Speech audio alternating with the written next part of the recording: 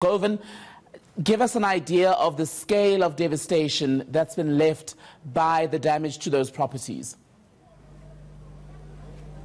Right, Tembekile, so basically there are about 15 houses which have been completely destroyed since the strike started. Most of them, all of them, in the Blaybank township. So this is an area which comprises of mine houses as well as some RDP houses, which were essentially built, the mine houses were essentially built during the apartheid era and given to then Indian and coloured workers, while the black workers were forced to stay on the hostels. So since then, Sibanye Stillwater has given those houses over to its employees, but now we're finding that during the strike, they're being systematically torched. In one of the cases, the device which was used to detonate an explosion in the house left a huge hole in one of the walls. In another case, the roof had been completely caved in, and everything within the homes were destroyed. I spoke to some of the occupants of the homes, these mine workers from Sibanye Stillwater, most of them saying that they figure they've lost between about 100,000 rands or 120,000 rands worth of stuff which was in the house. These include fridges, clothes,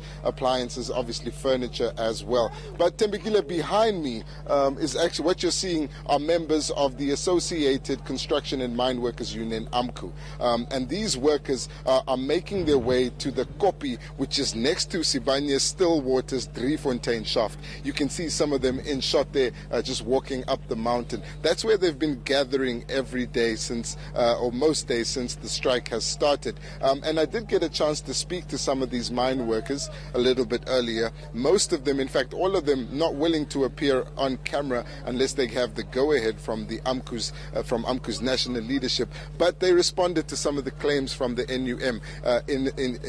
Just to wrap it up, they said that they believe the claims are false, and if the NUM has any evidence of AMCU, particularly, specifically the union being involved in the torching of these homes, then they should take that evidence to the police station.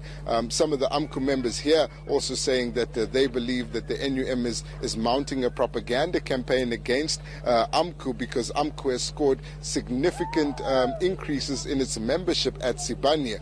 We do know that this strike is about wages, and essentially AMCU has rejected a 3-year wage agreement proposed by Sibanye and has asked for Sibanye to put forward an offer which includes a 1,000 rand annual increase over the 3-year period. Sibanye has refused to do so, and instead it tried to apply the wage agreement to AMCU members, arguing that NUM has the majority membership. But that matter is in the Labour Court now, and as it stands, there are about 7,400 workers at Sibanye's mine who are not reporting for work every day, around 3,000 workers that are still going to work, but they're of course around top management, and most of these workers who are not reporting for duty are AMCU members, and now it also includes NUM. Of course, the NUM saying that their members have gone into hiding because of this whole strike and the intimidation that the NUM claims is coming from AMCU.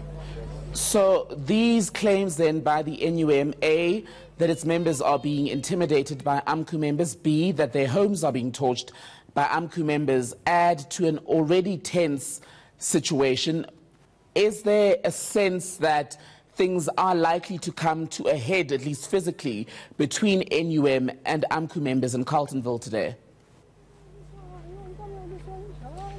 Well, there's no sense that there will be any violence between the AMCU and NUM unions in Carletonville today. But we do know that there have already been 4 NUM members admitted to hospital with serious injuries. They claim to have been trying to report for duty when they were attacked by other mine workers. I must say that in all these cases, the NUM says that it has evidence in its possession, specifically CCTV footage of AMCU members involved in intimidation or vandalization. But so far, there have been no AMCU members which have been arrested yet in relation to any of the cases which have been opened by the NUM. So yes, the situation is very tense at the moment. While coming through the area, we had to pass several checkpoints, and as you could probably see behind me, most of the roads that lead to these shafts have been closed, some with rocks, as you can see, others with dumpsters that have been tipped over. So the strike is ongoing, and the NUM members are saying that they have left their homes and their offices to seek shelter in a safe space, which they won't declare where that is, while the AMCU members are saying that this strike is seeing more and more mine workers joining AMCU and the union becoming more popular among the Sibanye Stillwater mine employees. Of course, we don't know which of the two are telling the truth. All we know at this stage is that the strike has been going on since the 22nd of November, and these cases of vandalism and arson have been opened with the police after at least 15 houses were torched. And right now, as you can see, Temekile, the AMCU members are preparing to gather on a nearby kopi. They're probably going to be addressed by their regional leadership, which is expected to show up a little bit later, and possibly the national leadership, but that has not been confirmed. So for now, these AMCU members are insisting that they are not behind the torching of the NUM houses, and they're saying, NUM, the ball is in your court to lay a case and prove to us or vindicate your claims when an AMCU member is arrested. But as yet, that hasn't happened. ENCA reporter Gervin Whittles live for us in Carletonville this afternoon.